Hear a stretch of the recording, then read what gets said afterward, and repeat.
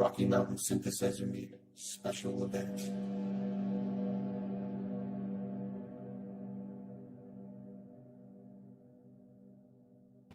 Well, hello. Hey, man. Hey, Serafin. Hey, everybody out there on YouTube. Welcome to the 100th Rocky Mountain Synthesizer Meet event celebration. If you're out there in the chat, feel free to ask questions as we go along. Tonight, it's Serafin and I, and I'm Mark Mosher. I'm the host of the Rocky Mountain Synthesizer Meet, which has been running for 8 years. This is our 100th event, and I'll tell you a little bit more about myself when I get to my section of the presentation. And I have a special guest, Serafin, here. Serafin, maybe just a brief intro, and we'll tell him what we're going to talk about. Yeah, great to be here. Yeah, my name's Serafin Sanchez, and I work for Ableton as one of the U.S. brand managers. I'm based near Denver, Colorado, and I make a lot of music here, a lot of different kinds. I play the saxophone and make electronic music, and yeah, always fun to collaborate with Mark. All right, so let's take a look at what we're going to be talking about tonight. Everybody hear us out there? Give us the big thumbs up out in the chat if you can hear us. All right, so tonight it's the 100th Rocky Mountain Synth event. So I'm going to talk a little bit about the meetup. I know there's people coming in maybe who haven't been on one of our events before. And we're going to celebrate our 100th event by taking a little walk down memory lane. And then Serafin is going to take the lead, and he's going to talk about Live 11 and some specific features. And just a side note, we're not going to cover everything that's new in Live. There's a lot of community events, and each one of them is focusing on something different. So tonight we're focusing on note chants, comping, velocity. I'm going to be covering MPE and also some of the new features in the racks. So without further ado, let's go ahead and get started, and we'll talk a little bit about the meetup. And I see people are coming out and joining the chat. Welcome, everybody. I'm going to go ahead and put up more slideware here a little bit so you can see, and we'll talk a little bit about the meetup. Okay, as I said, I'm Mark Mosher, and I sort of wrangle all these events. When we were doing them face-to-face, of course, I was bringing in the PA and all the wiring, and I also organize all the events. There's my nice Meistertask board, and you can find more about me under markmoshermusic.com, but I release music. I run Rocky Mountain Synthesizer Meet. I run Synth Patrol. So on this same channel, if you go back and look, you can see our first Synth Patrol concert. And then Modulate This is a blog I've been running since 2005. And so also getting into freelance sound design, which I'll talk a little bit in a minute. So how did this all start? Way back in 2012. I read a Synthtopia article, which had a Laurie Anderson commencement speech, and she mentioned the author Tom Hodgkinson. And I read his book, The Freedom Manifesto. And back then, we were sort of between communities out here. We had at Ableton Denver user group that went from like 2009, 2010, and then there was a sort of a lull. And I had this idea from reading this book. There's a chapter that says, stop competing and start a guild. So I thought, hey, cool, I'll start the Boulder Synthesizer Meetup. And my goal was just to have a few events, see if I could get a few people to come hang out. And that's how it all started. So we started here in the old Louisville Inn in Louisville, Colorado. And here's the size of the room. It's fantastic. And here's the room with some people in it. So I'm going to show you off of our website. I'm going to show you some photos. Hold on just a second. I'm going to flip over to that. So just a side note, RockyMountainSynth.com. Here's our website. And I think one of the things I want to mention about our meetup is that it's not a technology-specific meetup.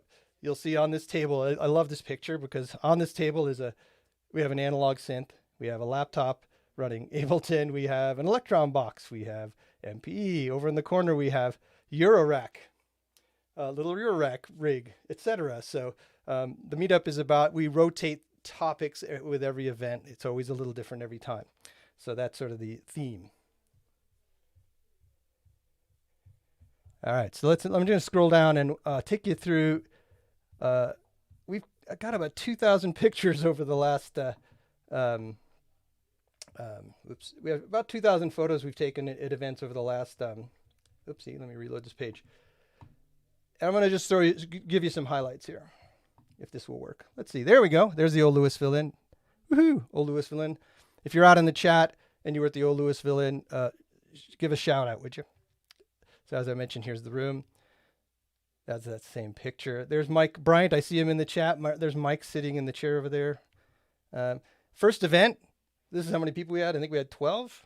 Darren Kramer, who also runs the current Ableton Never User Group, was one of our first presenters. And it was just an amazing room. And I'll flash through some of these. So this is 2012. Darwin Gross did the September event and brought a modular. So this is way back in 2012. It's now called 740 Front Street. That's right. And early on, we started picking up traction. So this is Steve Turnage, who wrote the book Desktop Mastering. He did what we're doing now. Way back in 2012, he beamed in to our event and did a talk on mastering. Tim Thompson flew in from California and showed us the space palette. And this is our, usually on Halloween, we do some theremin-based thing or science fiction thing. So you can see already by October, we're starting to fill the room out. And then we get into 2013, we have our MIDI party. And here's Wes Milholland from Grayscale Modular, who lived here then. And this is 2013, and we're doing a meetup on the Analog 4, which is still going strong. And you can see, here's Wes. Now, at that point, we moved venues. They closed that venue. And this is if you run meetups, you're going to hear this story. Venues are always a challenge. So thanks to Greg Kennedy, we found this other venue in Lafayette called 95A Bistro. So this is 2013. Here's Wes showing a modular, how to do control voltage, what control voltage is all about way back in 2013. You can see this room's getting bigger. We start having people, hey, can I bring my installation in so we can all try it at this meetup? And we're like, sure. So it gets bigger.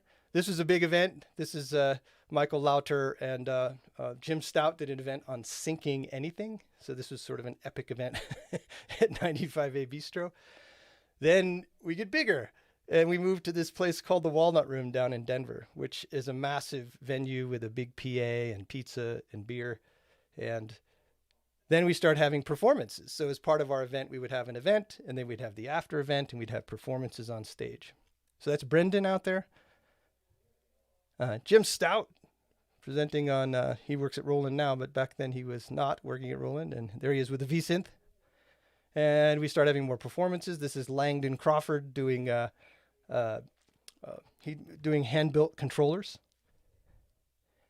And there's the crowd in the Walnut Room. And we started doing this thing in 2014, I think, where I called it the Lightning Patch Round. So it was like a game show, and people would bring their modulars, and they'd have 5 or 6 minutes to play the patch and then explain the patch. And then we had a little laser pointer. There's Alex from WMD. This is Gabe Kushansum, who performed. So here's people milling about, checking out modulars. Bert from Percussa flew in and did a talk on the audio cubes and also his the kind of a precursor to the SSP. He was working on a virtual synth called Synthor, which has now become the SSP. Hey, it's Serafin, and this is a meetup on live looping. And this was our biggest event ever. This was 5 years ago, we did the live 9.5 push 2 regional launch event. And we had I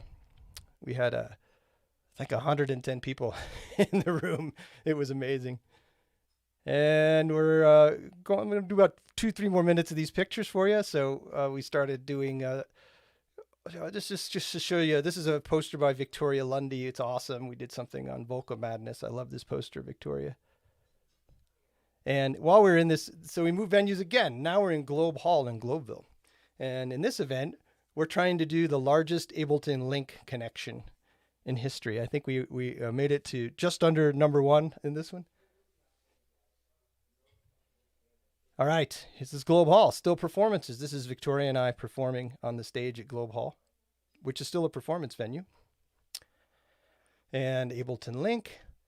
And again, just showing you the kind of topics we rotated through. We have lectures on, sometimes it's a lecture, sometimes it's a workshop, sometimes it's a breakout. And then here's another venue. This is Made Life. Made Life became much more important to us in the later years, but we started doing Made Life for intimate talks. And this is Dino J.A. Dean doing a talk on the history of sampling going way back to tape. And here's my favorite Mike Metley shot. This is at KMG Life. This is Steve Jobs versus Mike Metley here talking about the Chord gadget. Woohoo! And this is KMG Life. Sorry, this is Tech Hub, Denver. And this was a NAMM panel. So after the NAMM, we have people who come to NAMM and we do a sort of a readout on what happened at NAMM. Hopefully we can get back there again someday soon. And this finishing up, we're back at Made Life. This was a huge venue for us, and it opened up a room to do massive petting zoos. So we typically like 65 people into these events. And one more venue. This is the Tilt Pinball, and we did our 7th birthday party there, and we took over all the people were still there playing video games, and we took it over. It was a really amazing event. And those balloons were by Chris Blarski. And this is the Clancy's Irish Pub. So we did dinner upstairs, and then we go into the basement, and they had this really awesome like goth cave performance area. And there's Matt from Soundtrack Loops. Big shout out to Soundtrack Loops, who's always supported the meetup. And there's Eddie. Big shout out to Eddie, who's helped me wrangle a lot of these streams in the last few months. And last but not least, we went all the way up to Longmont. And here's Dino J. Dean presenting on the Micro Freak. So, thanks for looking at the slideshow. Let me beam myself back in here. Okay, so I wanted to let me take a look at the chat.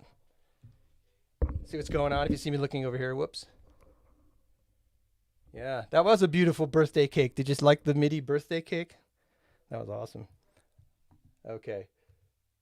So I mentioned the Ableton event was like huge. So this was 5 years ago, and there's Thomas and Serafin, who's on with us tonight. And so I just wanted to play you. I put together a visualization of something I do in my spare time. I create visualizations. No, not really.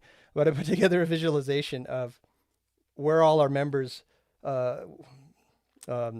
were. So we started in Boulder, and then it grew and grew and grew. So I'm going to just play this like 1 minute little animation. Here we go.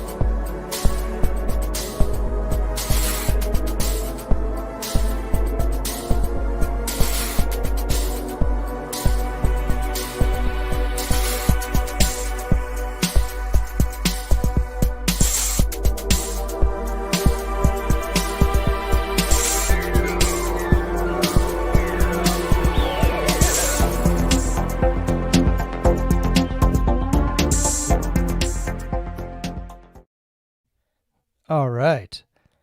So that's kind of crazy to think about.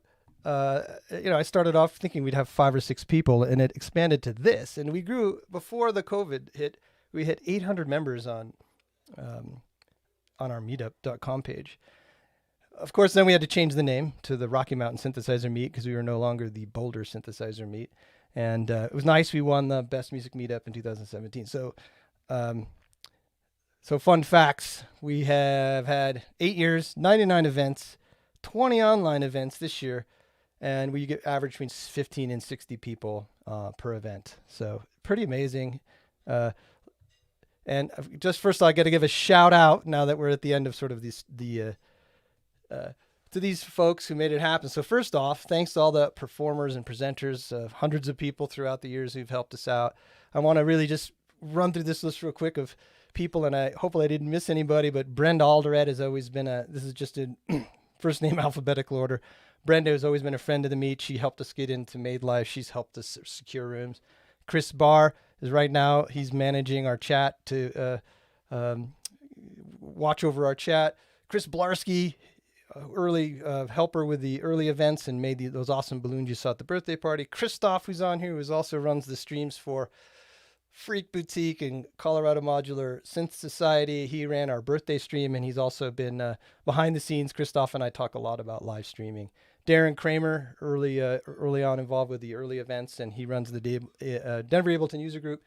Darwin, of course, very big help in the first years. Dino J.A. Dean helped us wrangle rooms in Longmont.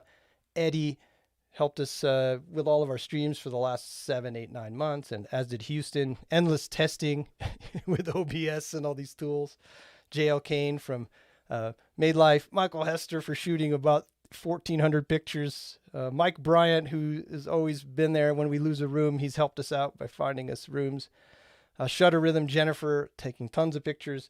And Tom and Victoria Lundy, and especially Victoria for all of the artwork, all the logos, all the stuff you see is from cuttlefisharts.com, which brings us to sponsors. So we've had member donations keep us going. It's always been free events, and member donations help us pay for all the infrastructure.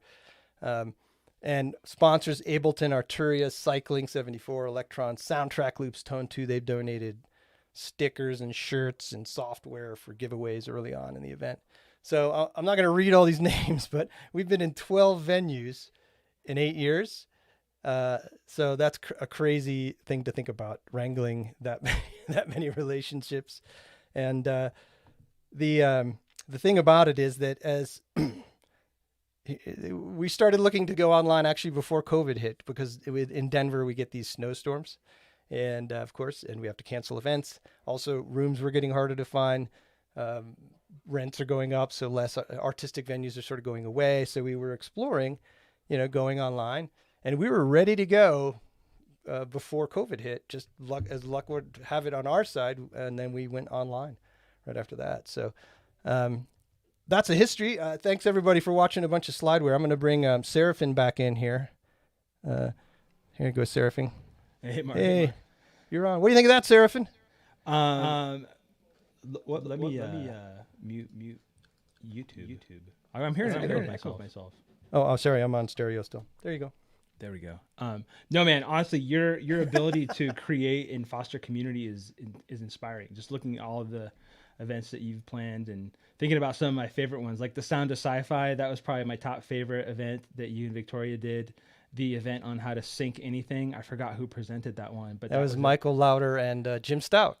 That was the top one. Jim Stout's V-Synth presentation. That was in amongst the highlights for me. Just so many. Yeah. And Mike Metley points out in the chat he's the only guy besides me who ran an event. I had a foot surgery, and Mike was kind enough to host one of the events. So thanks, Mike. Sounding good out there, everybody? Looking good, yeah. It's quite a journey, and you all are part of it, and it's just such an amazing thing to think about hitting the 100th event. So I'm super excited that our biggest event was the Ableton event, and in 5 years ago. And I thought when Serafin was like, "Hey, maybe we should do something with Live 11," I was like, "Man, our 100th event is coming up. Our special guest should be Live 11, don't you think, Serafin?" Yeah, and I like the approach that you took with this. It's not everything that's new in Live 11. It's like you picked your kind of favorite things, and I picked the things that I'm having most fun with, and we'll kind of go in deep with just a few things, because there's so much out there where you can see everything that's new in Live 10. We're just going to focus on a few things. Exactly. So as Serafin's he's gonna go next, and he'll be rolling along, and I'm gonna jump out in the chat and interact with you, and you can ask questions, of course, as he's going, and I'll surface questions, and he'll be able to see them on the screen as we go. So are you ready to go, Serafin? Yeah, I'm just going to share my screen here. Okay, perfect. Yeah, I'm ready to roll. Awesome. Cool. Can you see my screen, Mark?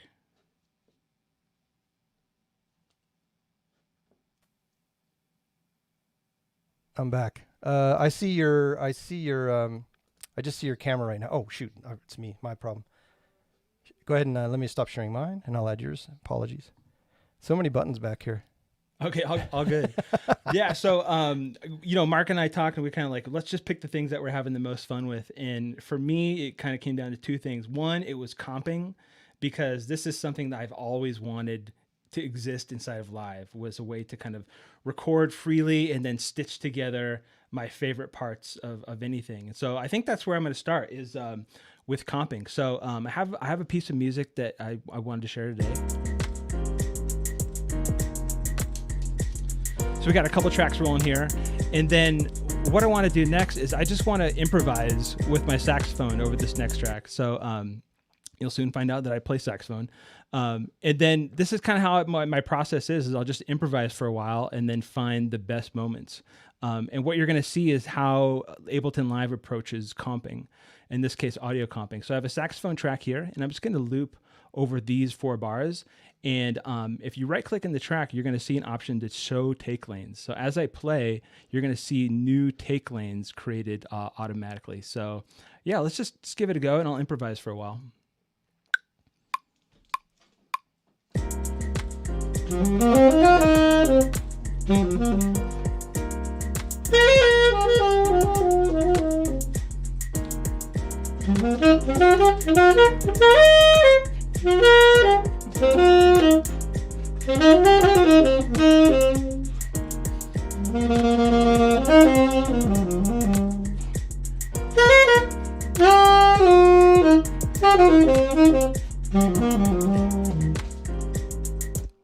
So this is kind of what I've been waiting for such a long time in Live, are these take lanes. So now what I can see are all the different versions that I've played.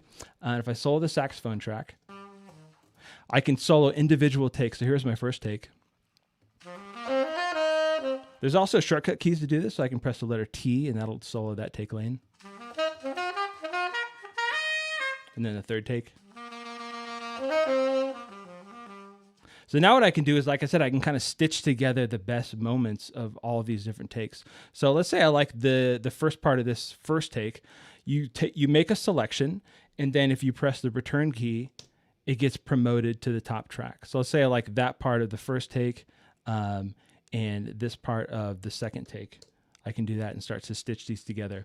The other thing you do is you can work completely off the grid. So, I'm going to hit Command 4 and release the grid. And now if I turn my pencil tool on, this is called swipe comping. So then I can just make a selection, and then when I release my mouse, whatever's selected gets promoted to the top. So I can select this, and then maybe this part right here.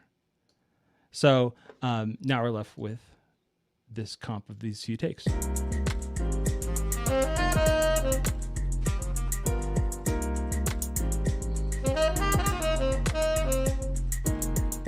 Awesome. So that's one way to do it, is loop recording. Let's say I didn't get it in these 3 takes. The other option I have to do is I can add take lanes on the fly. So I can go to the track and I can insert a take lane. And there are shortcut keys for all of this. So there's a shortcut key to insert take lanes. There's a shortcut key to show take lanes. And highly encourage you to learn those. So let's insert a take lane. Now what I can do is I can punch in another take and record a new idea on the fly. So this is audio comping. The other really cool thing, and actually I probably use this more nowadays, is MIDI comping. So the same process that I use for comping audio can also be used for MIDI. So you can take all of your drum kits, all of your synthesizers, and record MIDI in the same way. And actually, when I wrote this piano track, this was in a couple takes. So on the piano track, I'll go and show take lanes, and now I see the same process for MIDI. So if I like, maybe this chord right here, and then maybe this section right here, I can just swipe comp MIDI like I do audio. And then maybe at the end, take everything, consolidate into a final track. So I'm going to hide these take lanes. So I got to thinking, so I can comp audio, I can comp MIDI. This same process works for loops and samples as well. So I'm going to open up another audio track, and I'm going to add a couple take lanes. So insert 2 take lanes. And now what you can do is you can kind of stitch together and comp together all of your loops and samples. So I'm going to put this sample right here, and maybe this sample right there. And let's just loop over this section right here. Solo it here.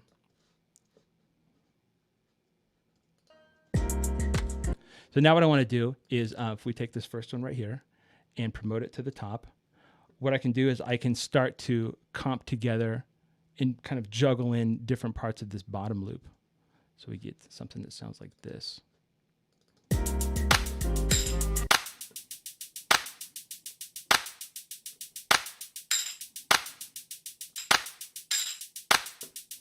I can start to slice multiple samples together.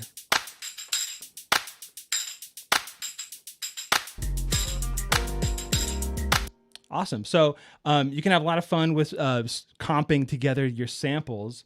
The other thing that I was able to comp in Live 11 that I really wasn't expecting, and if I think about how video clips work in the arrangement view, they work a lot like audio clips. So essentially, you can also comp video in Live. And I'm going to bring in a separate track to show you how this works. I'll go here in my browser and bring a track in that I made before. So I'm going to bring this into the arrangement view. And now what you can see is multiple take lanes with different video clips that you can promote to the content lane.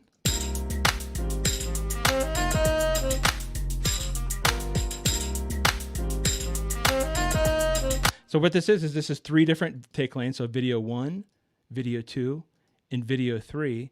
And then wherever along the timeline you want a certain video to be stitched in, you select it and promote it, kind of just like you would with audio. So that's video comping. So audio comping, video comping, loops and samples, video. And the other really big addition in kind of this comping workflow is link track editing and multi-track editing.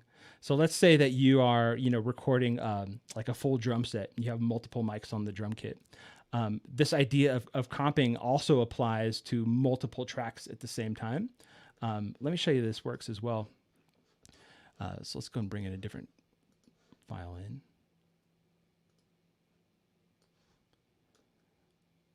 So these were some drums that my buddy Dustin Ragland recorded for me. I don't know if Dustin's online right now. Awesome drummer, fellow colleague out in Oklahoma City. I'm just going to solo these drums. He did a fantastic job. So what we can hear is that here's all the multiple mics. So we have a kick mic, kick out, snare, overhead right. But the big thing now here is if you select multiple tracks and you right click, we now have the option to link tracks. So if I link the tracks, now any kind of editing that I do on one track can be applied to all of these at the same time. So for example, I split this region here. It splits over all of the tracks that are linked at the same time. So really helpful for editing multiple tracks. Same thing for fades. So these fades are now linked over multiple tracks. If I went into the clip, the transposition, the warping, even the warp markers are all linked now. So a lot of really helpful things for dealing with many tracks at the same time. And the take lanes as well. So, let's open the take lanes.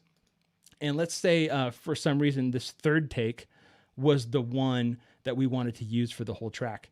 What I can do is I can select the third take and promote it to the top. And if I open up another track, what I can see is that take has also been used on all of the tracks at the same time. So really helpful to kind of avoid things like microphone bleed and any kind of phase issues that you might occur. So those are kind of the big things I wanted to show you with comping. I mean, I'm obviously recording my saxophone, but this could be anything that you record: your guitar, your bass, your voice, your modular synthesizer into Live. So yeah, just a really nice way to kind of stitch together all of the best moments into one final take. So awesome, Mark. I'm not seeing the questions, so feel free to chime in and interrupt me if there's any questions. I think maybe I'll move on though. So the other really big thing I wanted to show you was something that Live 11 brought in, this ability to kind of surprise yourself and add a level of probability to your music. So I'm going to open up a new set to show you some things I've been working on. And go ahead and delete that. Yeah, so this is, so the things I'm going to show you have been really, I guess the word I'm going to use for is fun. Sometimes it's nice to be surprised when you're making music. For me, it's kind of like having, I don't know, like an extra member of the band or like an extra compositional partner. And so the things I'm going to show you are note chance or probability, velocity chants. And let's go ahead and get started. So here in the clip, let's just go ahead and start with this drum idea. And I'll play this for you.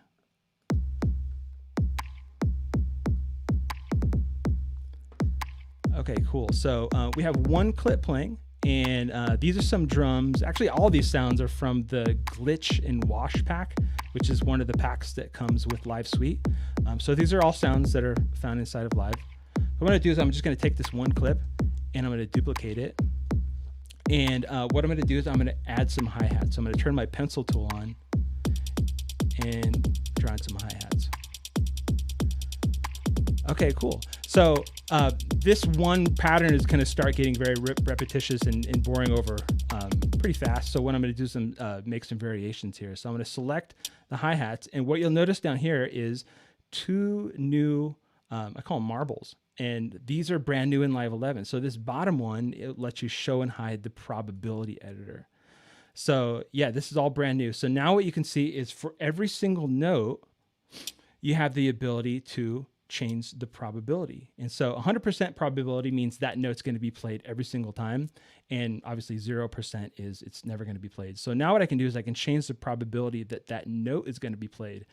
And the thing that kind of blew my mind is that, you know, there's a lot of things that have kind of triggers and kind of a per step probability, but this really goes deep. This is a per note probability. So every single note that's played on the timeline has its own probability. So, I can change that one hi-hat, or let's say I change all the hi-hats to have a certain percentage of probability. That'd be one thing I can do.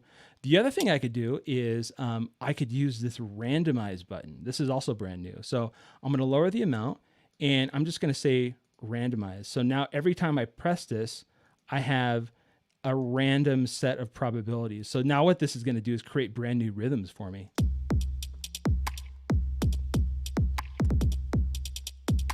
Maybe I'll cycle again until I get something I like. So I've been having a lot of fun with that. That's the note probability.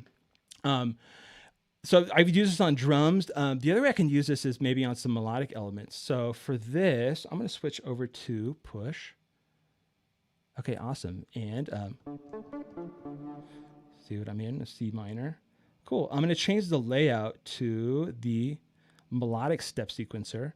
And I'm going to press fixed length, and I'm going to do something short, maybe just a 2-beat idea, and play those drums and program another idea, maybe one octave up.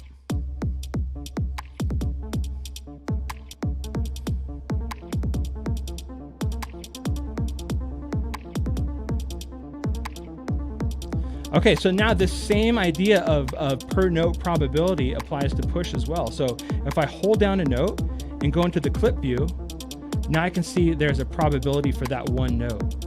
So I'm going to lower this down, and I can go to every single note and they have their own probability. So every time the clip plays, I get a slightly different rhythm.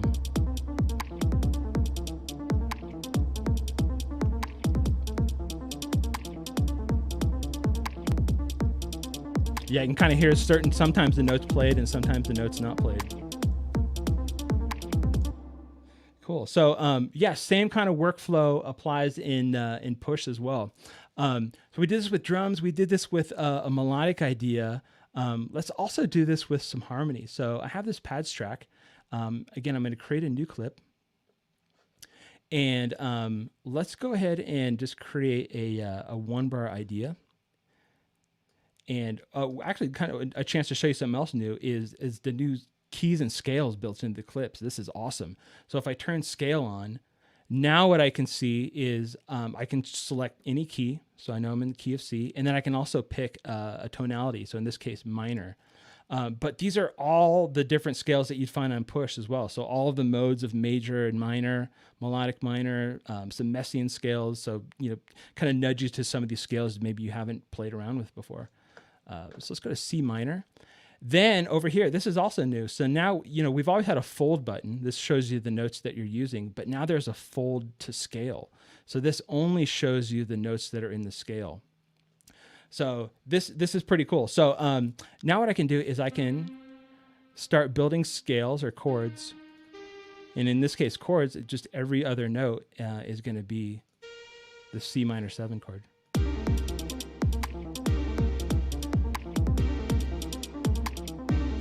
Okay, cool. But let's take this a step further. So again, this is per note probability. So what I'm going to do is I'm going to actually select every single note in the scale, and let's add a few extras too. And what I'm doing is I'm going to use this to kind of every time the chord plays, it's going to generate a new chord voicing. So then what I'll do is select all the notes, and I'll hit legato, and that'll drag it out for the whole bar. So right now they're playing every single note, but let's dive into the instrument a little bit and kind of see what's going on under the hood. So right now, this is a preset called Apex Twist, and this is made with Wavetable. And right now Wavetable is in polyphonic mode, and it's playing 4 voices. So I can select how many voices I'm using at the same time. So I think I want it to be 4. But what I'm going to do now is I'm going to select all of the notes, and I'm going to randomize the probability so that every time this chord plays, a different set of 4 notes are voiced. So I get a kind of like a cool new chord voicing every single time. So let's see how it sounds.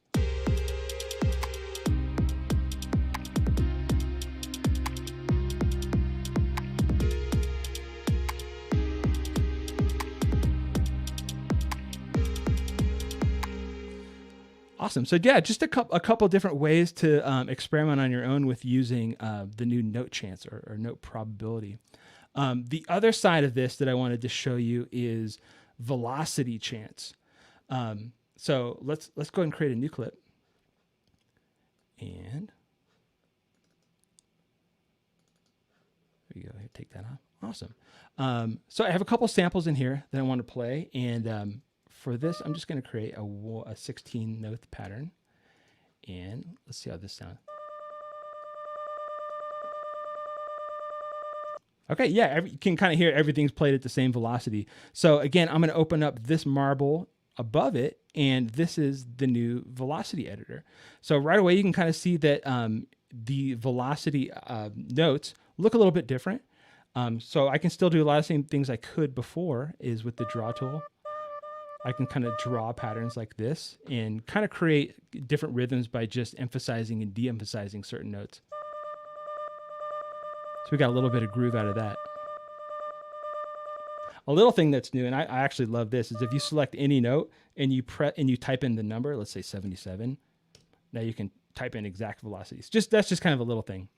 But what I really wanted to show you is this idea of velocity chance. So now for every single note, if you hold the command button and you slide up, you can get a range of velocities. And what this is a deviation from the velocity that you originally set. So for example, on this note right here, every time the note's played, it's going to be a velocity of somewhere between 96 and 127. I can go below the note as well. So now every time this note's played, it's going to be below 77 to 0. So every time the clip is played, it sounds different because there's a new velocity. And again, this also has randomize. So I can randomize the velocities, and I can select the velocity range for the entire track. So we get something like this.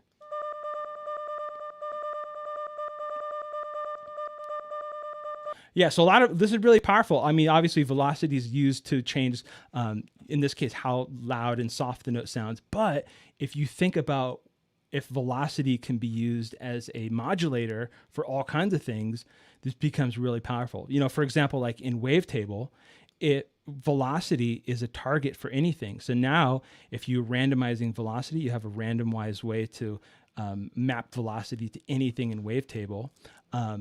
For things that are not in Wavetable, what you can use is in the MIDI effects, there's a brand new MIDI effect. It's not brand new, it's been updated, but it's called expression control. And what we can use is we can use velocity to map anything in our live set. So this gets really exciting. So now what I can do is, on this track right here, let's say I'm going to map velocity to the sample start. So every time I get a different velocity range, I get a starting point from a different position in the sample. Let's see how this sounds.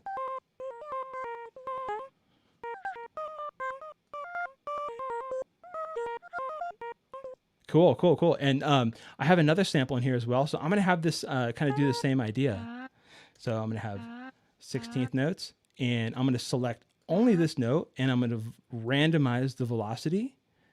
And then I'm going to use this velocity range to set a range every time the note plays. It gets a different velocity. So we get something like this.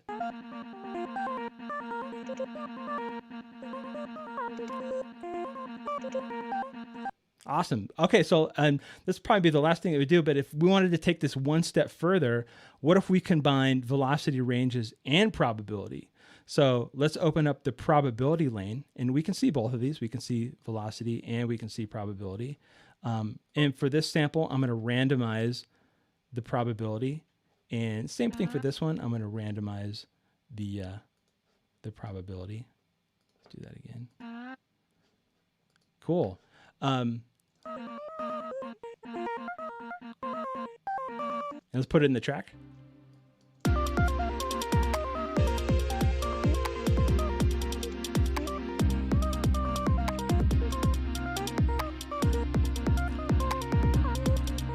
Yeah, so if I could keep going with this, what I would probably do next is these are all in the drum rack. If this was in the drum rack, I would change the choke group. So now, since these are playing at random times, what I'm going to do is I'm going to put both of these on the same choke group. And so what we get now is we get kind of a Hocketing effect of one sample being played or the other, since they're all starting at different times. So let's see how this sounds. Yeah, so that's that Hocketing effect happening. Let's put it back in.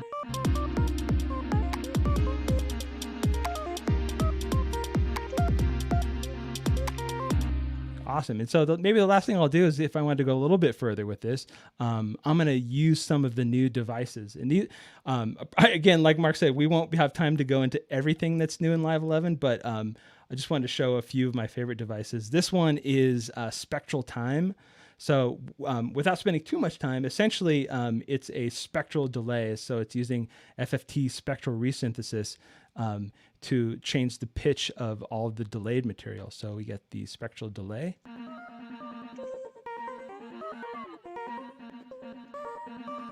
And my other favorite spectral device is the Spectral Resonator. So this has an internal resonating mode where you can resonate any incoming audio at musical pitch or any frequency. It's a ton of fun. It also has a MIDI sidechain, and that's how I've been having a lot of fun using it. So what you can do is you can have it listen to the MIDI from any track in your set. So in this case, it's listening to the MIDI notes from this pads track. Sounds like this. So it's listening to the MIDI, and then it's using those notes as the resonant frequency. And then you can combine it with all these different modulation modes as well. But it sounds like this with the internal MIDI sidechain.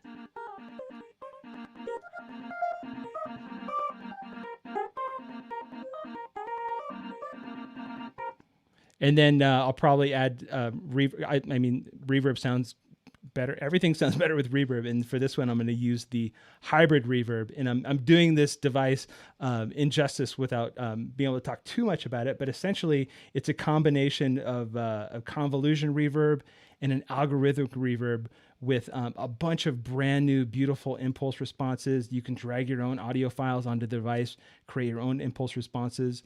And this can be run just the convo side, just the algorithmic side, or you can run it in parallel, and you can blend all these different modes together. So with all three devices, we kind of get this cool, lush, Hocketing sound.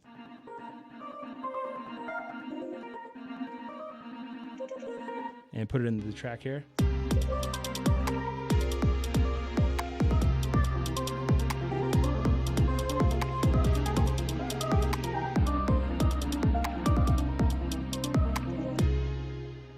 Very cool. Yeah, so those were kind of the things I wanted to show you the most that had to do with note chance and probability, velocity chance, and a little bit on the push here, and then kind of some of the new devices. So yeah, Mark, how are we doing on time? Any questions coming up? Yeah, we have some questions in the chat. Let's maybe take some questions. Let me change the view here a little bit. Oh, there we go. Let's take a look. A lot of people were asking early on when you were showing comping whether you could crossfade the takes. Yeah, yeah. It's anything that's promoted in the main track or called the content lane. All of those individual takes, those can all be crossfaded automatically together. And then someone asked if you could crossfade video. Crossfade video. You were doing some takes with videos. That's an amazing idea though. That would be Yeah. more of kind of like a video processing effect. Yeah, But if there was yeah. any audio with the video, you could surely crossfade the audio. Let's see. There's a lot of text going on here, so if you have some questions for Serafin, pop them in right now, and I'm going to scroll back as well. Let's see.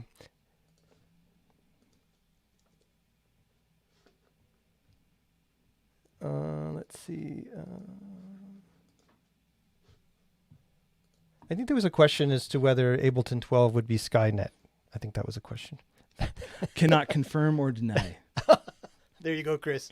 Can't confirm or deny that if it's going to be Skynet. One other really cool thing is on this patch track.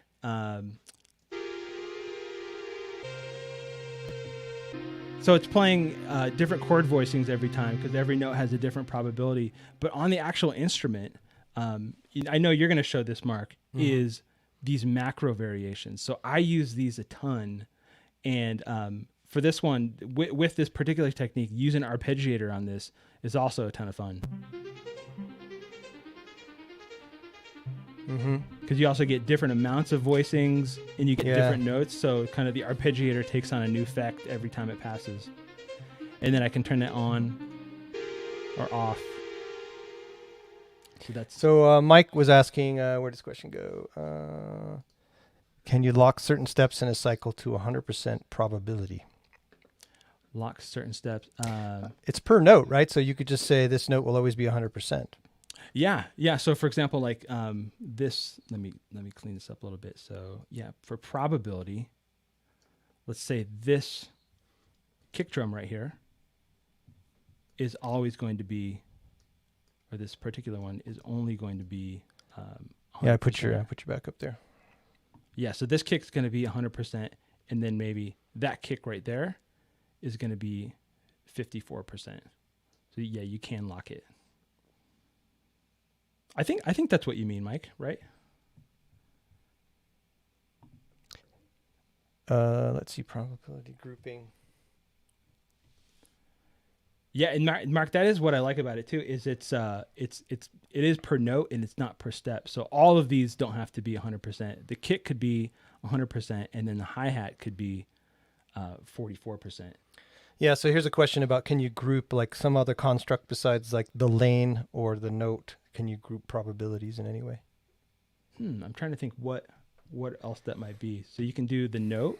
But you know what you could do with that is put these things in. Can you show something real quick, Serafin? The one of the coolest features. There's so many features in Live 11, but it's like if you edit multiple MIDI clips now, they all appear in the one clip editor. So one way you could do this would be to have a separate clip with different probabilities, but then you can see them both in the same clip. You know what I mean, see what you're Serafin? saying. Yeah. Yeah. So so I have the drum clip. If I shift select and add this arpeggiated note, now I can see both of these at the same time. You could even do Control A, and every clip I think goes in there in both session and you can and select arrangement view. everything and then have every note or everything at this time point across multiple clips have a certain probability. Yeah, that's really interesting. Yeah. So one thing that's new here is you can, while the basic molecule's a clip, you can go add all the clips to one editor and then see the entire,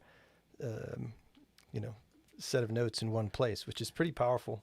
That's new. So in Live 10 we have multiple clip editing, but you could kind of focus on one and move the notes around. Like I could focus on the drums and move the drums around, and then focus on another. Let's say the arpeggiator, and then move that around. But now all of them are visible. I could move this note and this kick over, and even add another track and start editing all of the notes at the same time. Which is super powerful, yeah. And same thing for velocity and probability. All those are accessible, so I could change the probability of that one note, and I could change the probability of this hi-hat, all kind of in the same editing area. Right. All right. Well, if you don't have any more questions, what we'll do is we'll switch gears here, and let me just. I'm going to talk a bit about MPE and also a little bit about racks. I'm going to put Serafin back in the green room unless I get a tough question I can't answer, Serafin. So be ready. Yeah, I'm excited to pull to you watch in at any minute. Okay. Okay. Let me switch over and share my other screen here.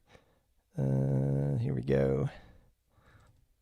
Oh, there it is. Let's see if we get any audio. Ooh, we have audio. I'm going to switch my camera angle for this one. Stand by just a moment. I'm going to switch it to an overhead camera. There we go. So, and I'm going to switch myself to stereo. Okay, so what do I have here? I'm going to talk about MPE and a little bit about polypressure, and I'm going to talk about some of the new features that are in Live to accommodate MPE. It's a game changer for sure. Just a side note, there's a firmware update to the push now. If you hit the setup, you'll notice there's a new mode. It's called poly. So the push 1 and push 2 are now polyphonic pressure instruments. And Live can read polyphonic pressure from any polyphonic pressure capable instrument. So that's a new thing in addition to MPE. I just wanted to point that out. I also have next to me here, I have Sensel Morph, and I love the Sensel Morph. Peter's on from Sensel. Thank you, Peter, for joining us. If you have any questions about the Sensel Morph, he's out there in the chat. And what this is extremely sensitive surface which has overlays, and there's magnets in here, so when I pop one on, it knows that this is this particular overlay. And here's another one. This is the Buchla, so the entire interface is just changed to a different instrument. And I'm going to show you my custom one in a minute. So I'm using the Sensel Morph as an MPE. So first of all, let's take a look at Ableton and what's new in the MIDI options. So if we go to MIDI now, you're going to see a new column. It's called MPE. So you'll see that the Sensel has this ability to check that, and now I have an MPE controller. So it's as simple as that to set it up. You don't have to do anything to the push. The push is doing poly pressure just out of the box now.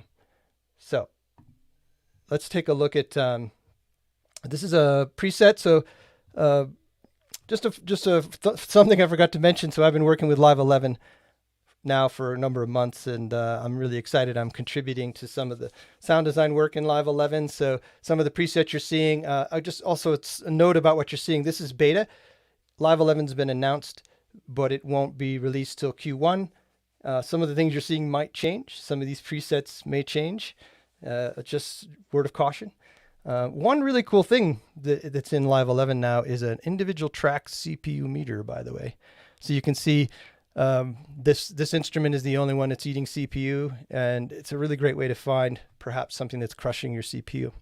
So let's take a look a little bit at talk first a bit about MPE and what it really means. So if we switch back to this view, so MPE, so for those who aren't familiar, is like a normal MIDI controller. You have velocity,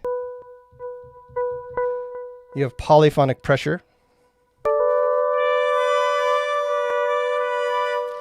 Okay, so a lot of keyboard controllers do that, but you also have something called note PB or note pitch bend. So let me show you this.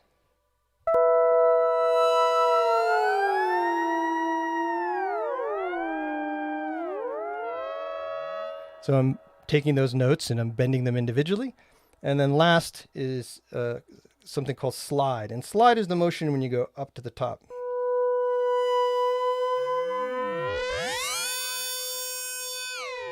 And these things are polyphonic. And let me show you this in live so you can get a feel for what's really happening here with this controller next to it. So I'm going to open this rack up so you can see what's happening. Let me make live full screen for just a moment. So this is a preset I made. It's called FM Land. And if I, hold on just a moment. If I open the rack, you can see I'm using Wavetable. And right away, you'll see something a little different. It says MPE. So the devices that are MPE capable say MPE. So from the live devices that are instruments, that would be Wavetable, and that would be also Sampler. And then I'm going to show you how you can use MPE with anything in live, but also third-party instruments work this way as well. And there's a little switch over here. If you right-click on the rack now, you'll see that you can enable MPE in the rack for that device.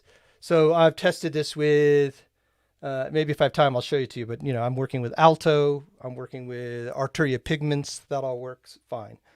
So what you'll see, there's a new device. It's called MPE Control.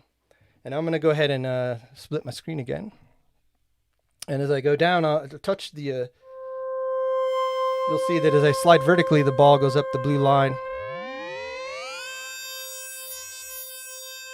And I have a curve on here. This MPE Control allows you to adjust the scale and the intensity. This could vary between controllers, so it's a nice feature to have. Let me move my microphone a little closer over here. Let's see. So if I do 2 notes down, you'll see 2 balls here.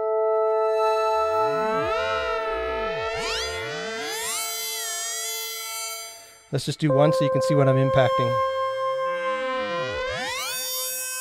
So basically when I slide up, I'm folding the wavetable, which is introducing FM. This is also handy though for things like pressure. You see the same readout, and I'll use the push this time. You can see I'm getting polyphonic pressure from the push. And then you also have pitch in here as well. So we're going to stick with slide, and then we're going to look a little bit at what's new in Wavetable. So if we go to, and we hit the MPE tab, you're going to see all the MPE parameters are now exposed to every parameter within Wavetable. So you can see slide. What am I doing in this preset? I have a slide is changing the FM pitch. I'm changing the FM amount. I'm changing OS2 position. I'm going to go ahead and unfold this so you can see this a little more clearly. Everybody still good out there? Sounding good?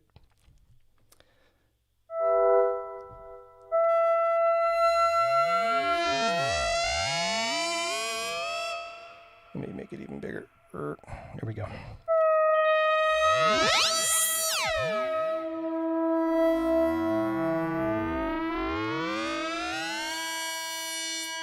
So it's a very subtle version of it.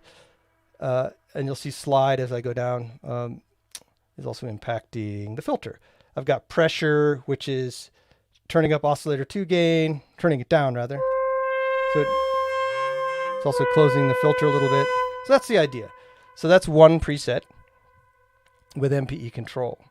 I'm going to show, I'll show the other expression device. But so all you have to do is throw you don't have to even throw this in, but if you throw it in, you can do diagnosis. And also there's something called, you can map this to invert it. So if you were using a different MPE controller like a Sensel Morph, your velocity curves might be different. So this controller is just mapping, this macro is just mapping to this controller so you can change sensitivity and scaling. It might be inverted depending on which device you're using. Okay, let's see, let's try a different preset. Okay, I'm quick. This is a MG source. Up in my closet I have a Moog source and I'm obsessed with recreating it in software. What you'll see here is that I have this device off. Because the device is off, any native Ableton device, if it's off, it doesn't use CPU. So if I turn it on, you'll see a little spike as I turn it on. Just for demo purposes, these patches are pretty heavy, so I'm going to go back and turn off my past device. You can actually do that in the push, by the way. If you're looking at the device in push, you can hit mute and then the device, and you can turn the device on and off. Anyway, this is called MG Bass. And this is I'm using slide in a completely different way. I'm actually not mapping slide to Wavetable. I'm mapping slide through this other thing. Serafin showed this a minute ago. It's called expression control. And expression control can map anything to anything. So you can see here, I've got slide mapped to my send gain of my reverb, which is way down here. So if I how this works with MP is pretty cool. If I strike at the bottom, it's dry. Strike near the top and it gets wet the higher I go.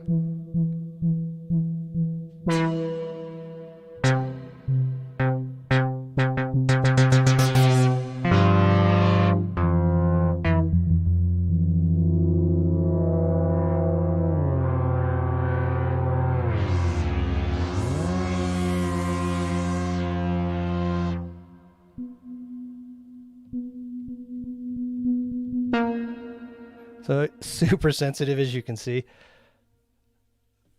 Let's take a look at just a tip on the push. Let me show you.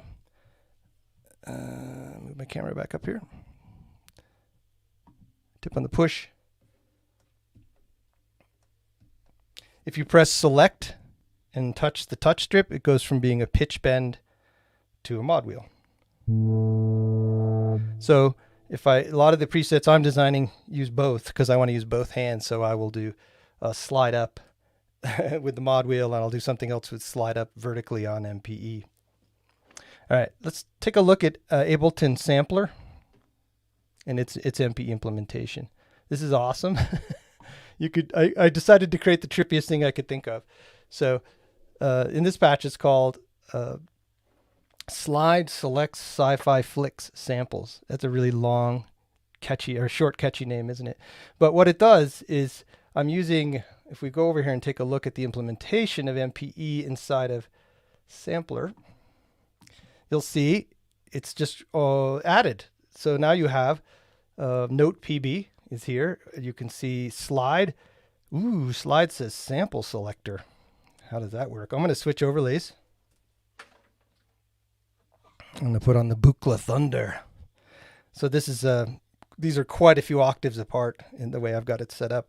So how this works is you can see I've got 5 samples.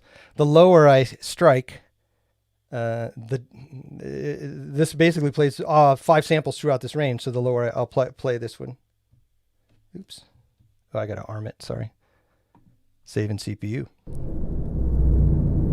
So that's the first sample. Here's that first sample a couple octaves up. Now here's a different sample. And let me share my screen again so you can see it. Let's do this again. Sorry, I don't think I was sharing my screen when I showed you that MIDI mapping. There it is. Slide is mapped to sample selector. So 5 samples across the blade vertically. And then I have, let's see what I'm doing a pitch dive with my mod wheel, so I can do.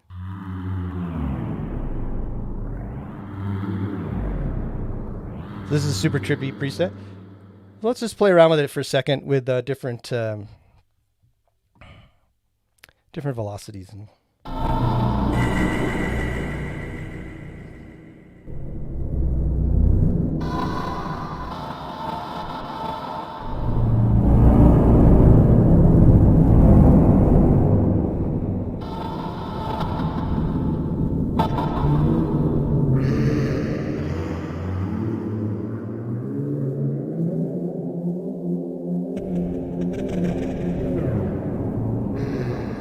Whoa, I'm tripping. I wish you could see my face instead of I'm tripping, I'm telling you.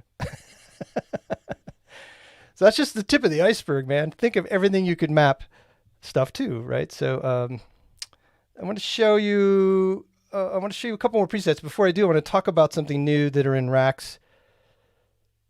So right now you'll see I have 8 macro knobs, right? So this is something brand new in Live 11. Hit this plus sign. Let me zoom in on that so you can see it a little better. Hit this plus sign and you can just start adding knobs. Doot, doot, doot. So you can have up to 16 macro knobs now, or 1 if you want. You could say, oh. If you just wanted to have 1 big knob so you didn't get lost. But you can map to 16 knobs. But the other cool thing is they have something called variations and snapshots. So what that means is if I hit this little camera on a variation, it remembers where these knobs are. So you'll watch, I can fire one here. I've just fired shimmer, and what you'll see is it turned up the shimmer reverb. Let me hit starting again. I'm going to play a note. Now let's play the shimmer reverb.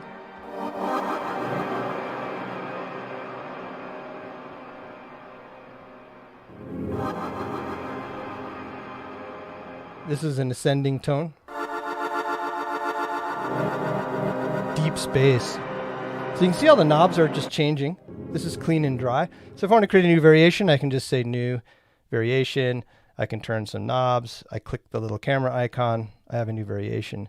You can rename, duplicate, and delete these. And if I hit Control M, you can map them. So you can map next, back, and fire the variation, etc. So that's going to be pretty incredible for performance. I'm going to show you a couple of straight non-MPE but polypressure patches in the push, and I'll finish off with that and show you a few more variations here. So this is a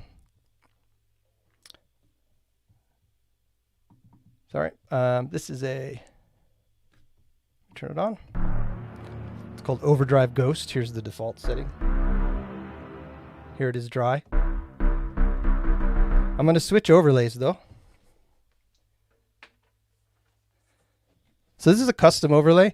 The Sensel, this is a clear silicon with a piece of paper, and I printed my own. I've created my own controller interface using an editor that Sensel provides. If we let me just zoom in on that so you can see it. So there it is, clear silicone. Printed out on my printer. Put that here, and you'll notice I'm. This is kind of my testing template. So one of the things I like to do when I'm testing is play across the whole range. So each of these is an octave. And this is inspired by the Hydrosynth. I just wanted to have a little slider in here. And these are buttons. So one of the cool things I can do with variations is I can MIDI map a variation. So if I go Control M, oops, in the wrong window. Control M. And then I say down. So I want this one to be down, and you'll see that it mapped it, and I want this to be up, and I want this one to be hexagon to be fire. So now I'm playing. I'm going to go to MIDI mode.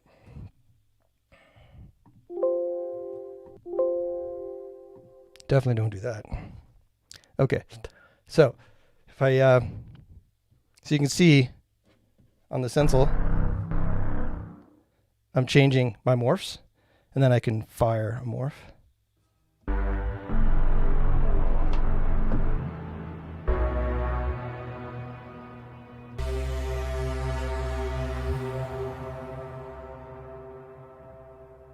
All right, I want to show you one more preset. These are works in progress. This is called Spectral Rise, and I wanted to make a mention of some of the new, Serafin touched on this, but there's new devices. Here's Spectral Resonator.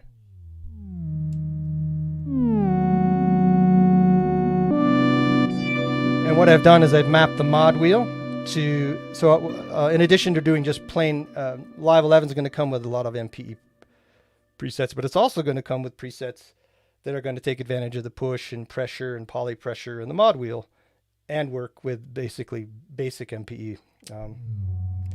This one, if I pull up on the mod wheel, it turns up the Spectral Resonator.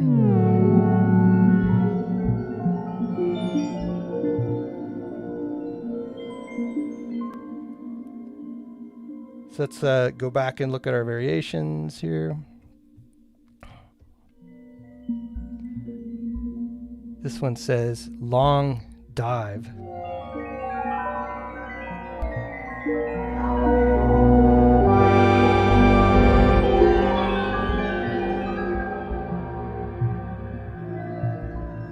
So even though this isn't an MPE preset per se, I still have Note PB on, so I can do like.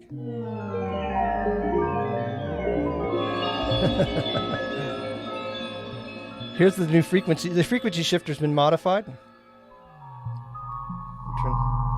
And it can give you a really great spatial feeling in addition to doing hardcore frequency shifting. It's amazing for creating more space.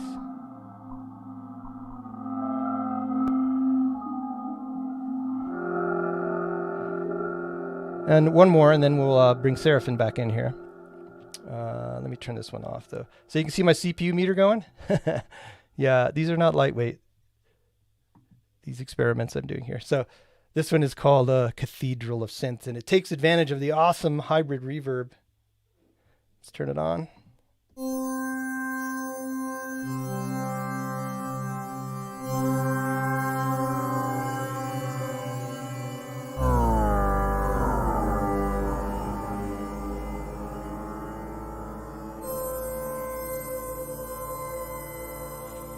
Let's hear a little different variations on this reverb. Listen to this.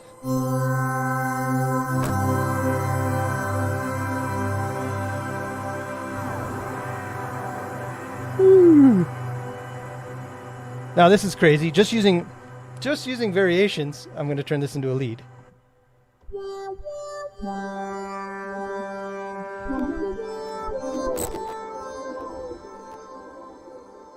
Here's a lead with a sub. By the way, normally I don't crush my CPU, but I'm running like 2 cameras plus the live streaming software plus Ableton. So, but you could see the power of variations and performance without having to switch tracks. You've got a whole capability here. And one more thing before we go is you can randomize your variations. So if I hit the randomize button, it randomizes. And you'll see every time I randomize, it's not randomizing volume. You can exclude parameters from randomization. And you're like, oh, I really love that. Let's save the variation. Boom. Now I have that variation saved. Woo. All right, Serafin, here's your 10-second warning. I'm going to bring you back in, and I'm going to switch my camera. Is there anything else I missed? MPE Control, Mod Matrix, third-party pigments. Oh, I didn't show the MPE node editor, did I? I'll bring you in with me here, Serafin, but it'll feed back if I do that. I'm going to switch myself to non-stereo here, and I'm going to bring you back, Serafin. There you go. I'm just going to record a clip, everybody. Let's see here. Are you echoing, Serafin, or are you good? All right. Can you hear me? Sorry. Yeah. Am I echoing? I can hear you. I surprised Serafin. Yep. Can you hear me? Yes. Okay. Awesome. Yeah. Okay. You didn't. We didn't get into the MPE editor. The new. Do you want to do it, or you want me to do it? I can do it if you want. Why don't you switch gears and we'll do one more thing, and then we'll take questions from everybody. Because that's actually how I used in true MPE. I don't have any MPE controllers. I use polyphonic average touch on the push, but I use the new expression editor inside the clip a lot. Yeah, what I was going to say is you don't need an MPE device to take advantage of MPE with Ableton Live 11 because of what Serafin's about to show you. It's really awesome. Yeah, so for me, let me just show you what Mark's talking about. So inside the clip view, there's 3 tabs. And so these are how the different views are organized now. So you have your notes view, you have your automation, modulation, and then this third tab is the new thing. And this is where you can edit all of your MPE. So you have things like all of your slide, pressure, velocity, release velocity. If you were recording it from an MPE controller, this is where you would see it, and you could edit it after the fact. But inside this top view right here, this is where pitch bend lives. So you could still do some really cool things with MIDI, and actually some things I've never been able to do before with MPE. So yeah, I'll just kind of show you kind of how I've been using it. So in this case, I'm going to fold the scale, and I'm going to create some chords. And I do know all my my scales and chords, but this is still kind of a really fun way to stumble on some chord progressions that I'd never really would have been on. So yeah, so I'll create a chord progression here, maybe duplicate it out. And now what I can do, since these are all locked to the key, I can start moving these around freely since I know these are locked to the key of C minor. Very cool. But now what I can do, if I click on any individual note, what I can see is that there's that pitch bend lane on a per note basis. So I have pitch control for every single voice. So what I've been doing, I've been kind of using this to kind of get this effect where you have individual voices that are starting to melt into each other, and you get maybe this note right here bends down into that note, and maybe this note bends up into this note. So we get sounds that kind of sound like this. Oh, let me turn the arpeggiator off. It sounds like this.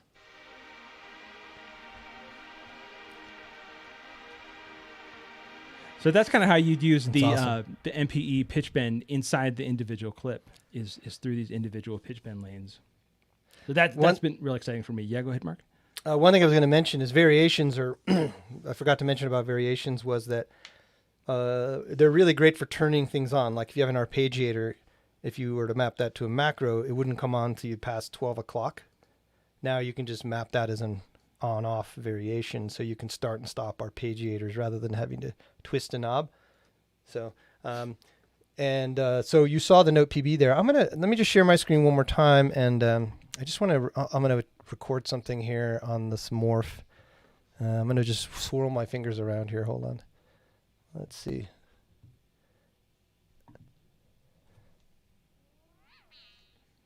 Oh, Mark, one thing is a lot of people have been kind of asking, can you scrub through macro variations with a controller, or can you morph in between variations?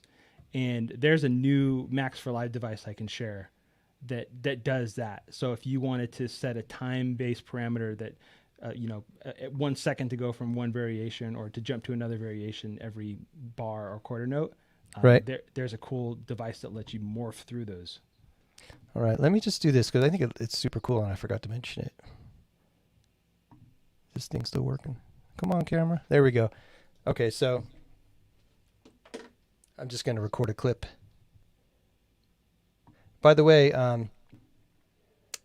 all the MP stuff is from every device is also captured with Capture, so it's always listening. So if I hit Capture, little gritty, I got too much stuff running, but you'll see that I have this. Just take a look at this clip, and in this third thing's called Expression View, and you'll see all my little curves going right there. Let's fold that. Okay, can you see it fold? Yeah, so there they are down here. If I slide it up, there we go.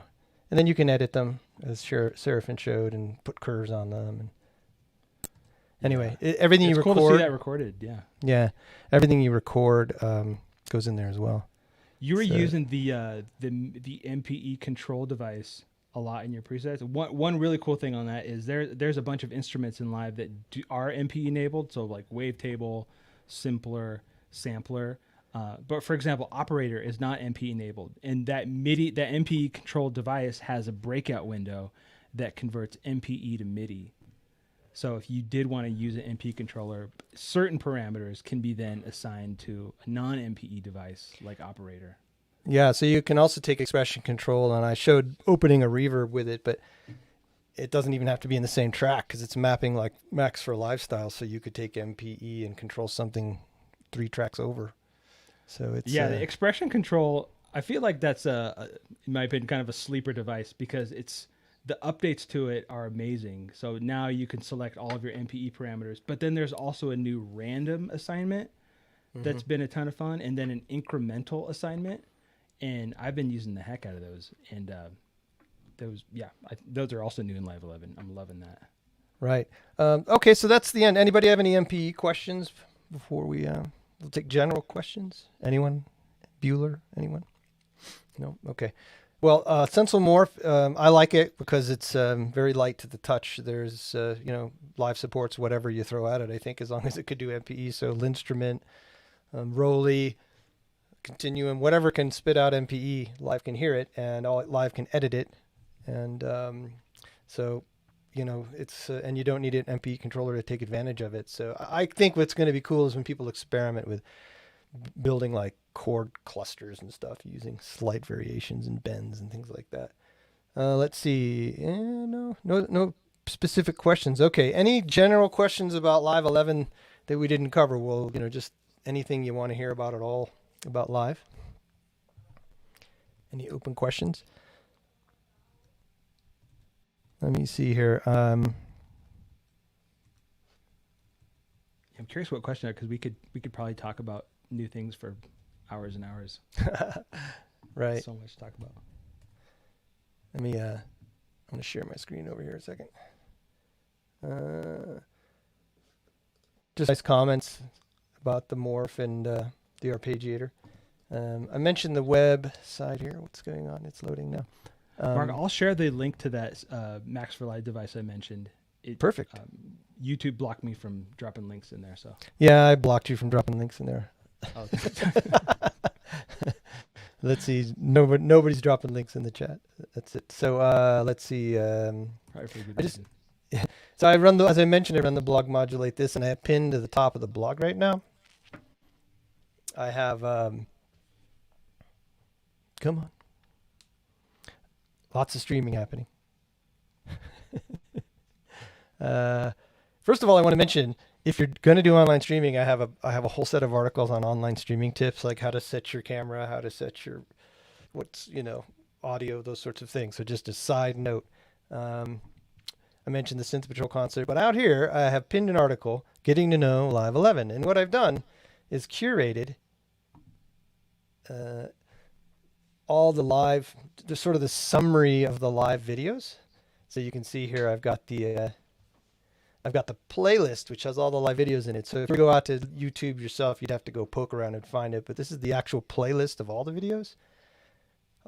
What's new in live page, the all new features, how to compare all the editions, community resources. I have a note on polyphonic pressure. I have a separate note on MPE, and I highlight that video. I have my favorite Live 11 overview, which is by Slink. This is awesome. That's a good one. If you want to know everything, and it's kind of funny too. And there's an amazing one on something we didn't mention is called Follow. And Ableton can follow a human drummer, even like with shifts in timing. It's really cool and accurate. Let's see. I think create digital music to post. And then we have our event here. And just to mention it, I don't know when that sale goes to, Serafin. I don't know maybe you could talk a little bit about the upgrade path. Yeah. So I guess when is Live 11 released? Things change all the time at Ableton, so I can't give you an absolute date, but I can say Q1 next year. So sometime early next year, that's when Live 11 is going to be released. Right now, you can still use Live 11 because it's in beta. So we have a public beta testing program that anyone can sign up for, and we let waves of people in at a time for a bunch of different reasons. So if you want to play with some of this right away, you can sign up for the beta. We do that through our center code testing site, ableton.centercode.com. And the only stipulation is you just need to own a copy of Live to participate in the beta. There is an upgrade offer right now too. So there's you can save 20% when you upgrade to Live 10, and when you do purchase that, you can get a discount and automatically be upgraded to Live 11 when it comes out next year. All right.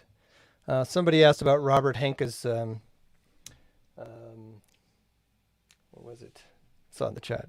The emulation of the hardware, the digital delay. What's it called? Pitch 98. Pitch Loop 89. Pitch Loop 89. God, I knew I was going to get it wrong. Yeah, we could do a whole night on that. Yeah. So if you do sign up for the beta, Pitch Loop 89 is in there to play with. So is some of the new sound content. There's a few new packs as well. So Pitch Loop 89 is in the beta testing right now. Yeah. So it's I've just started playing it with myself, and it's like these crazy delays. So I don't have much to say about it because I only have don't have that much experience with it, other than it's awesome. And I will tell you, when you get the beta, it doesn't have all the sound content in there at this point. We're on the version we're on right now. It's there'll be a lot more. So just to set your expectation, you're getting into a beta, and things are going to be shifting and changing, and then it's just going to get more rich as time goes on with each beta release until they hit the final release, right? Yeah, I'm really excited for the sound content. I mean, all of the work the PAX teams have been doing. All the new MPE presets, the collaboration with Spitfire Audio. There's a new piano instrument, string instrument, brass instrument. There's a new vocal pack that's actually in the beta right now to play around with. It's called Voice Box. It's kind of fun. All right. Yeah, I'm just seeing if there's any other questions. So I think we're going to wrap it up. We're hitting almost an hour and a half, which is fantastic. Great. Serafin, I really appreciate you reaching out to the Rocky Mountain Synth Meet to host this event for Live 11. That was incredibly awesome, and to have that combined with our 100th event was really great. It was a pleasure to be here, Mark, and congrats to you and everyone that's been part of the Rocky Mountain Synth Meet for this special 100th meetup. This is really cool, and I think also the friends and connections that people have made all over the world because of you, and this meetup is really beautiful. Yeah, and it's kind of, now that we're all of our meetups, and I'll give a shout out to the Colorado Modular Synth Society, these other events, Freak Boutique. All these modular folks are connecting, and I'm meeting more people. It's just amazing, and there's some amazing streaming events. So anyway, I've poured some special. I have a little glass of scotch here. Does everybody have something in hand? Serafin, you might have water, but I do. I'm actually out of booze, so oh no. So I just want to thank everyone again for all those who contributed to the meetup over the years, performers, presenters, all the people who helped put the events on, all the sponsors, all the venues. It's 8 years, 100 events, crazy. We're going to continue to roll with online events, and we have a lot of ideas about what to do when we get back into the face-to-face events. Plus, we'll still be doing these streaming events. So, which scotch? Somebody said. Important question. I'm drinking Edredor 10. If you want to, here you go. I didn't start this bottle tonight, by the way. But anyway, I just wanted to lift the glass to all of you. Thanks so much for 100 events, and thanks to Ableton. And cheers, everybody. Cheers. I'm going to do a cheers, and then we'll sign off. Hold on. Mm-hmm. Yeah, thanks, Mark. Yeah. And, go ahead and try Live 11. Try Live 11.